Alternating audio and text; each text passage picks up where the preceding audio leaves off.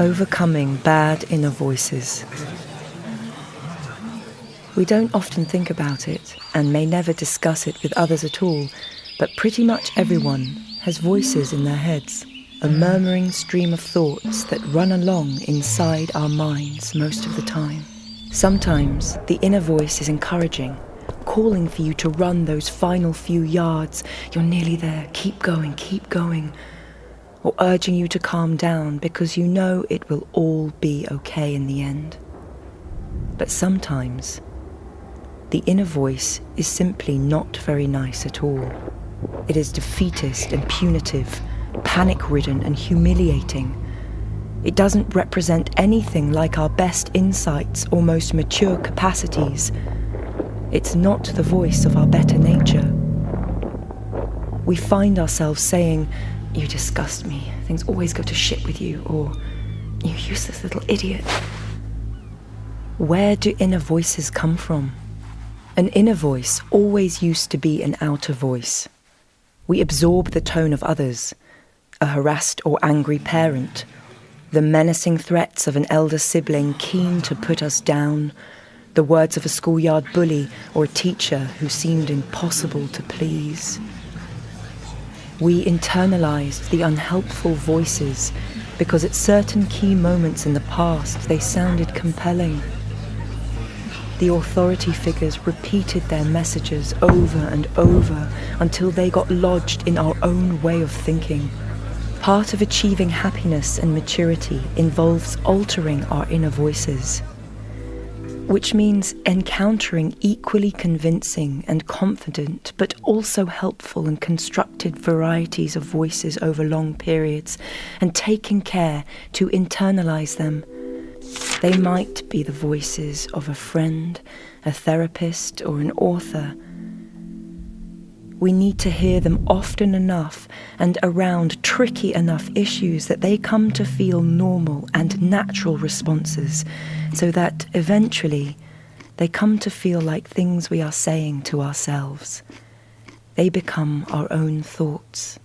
The best sort of inner voice speaks to us in a gentle, kind, and unhurried way. It should feel as if a sympathetic arm were being put around our shoulder by someone who had lived long and seen a great many sad things, but wasn't embittered or panicked by them. In certain states of humiliation around work, in many of us, there is a mocking and contemptuous voice inside one's head. It suggests that love, respect, and kindness only ever come via worldly success and competence. Our failure, not being able to make a public speech, taking time to learn to drive a car, not being especially brilliant at sales, rightly debars us from love and appreciation.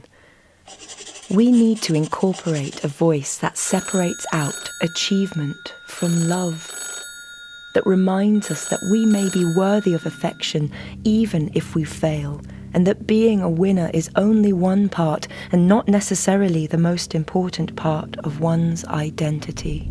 This is, traditionally, the voice of the mother, but it might also be the voice of a lover, a poet we like, or a 9-year-old child chatting to his or her mum or dad about a stress at the office.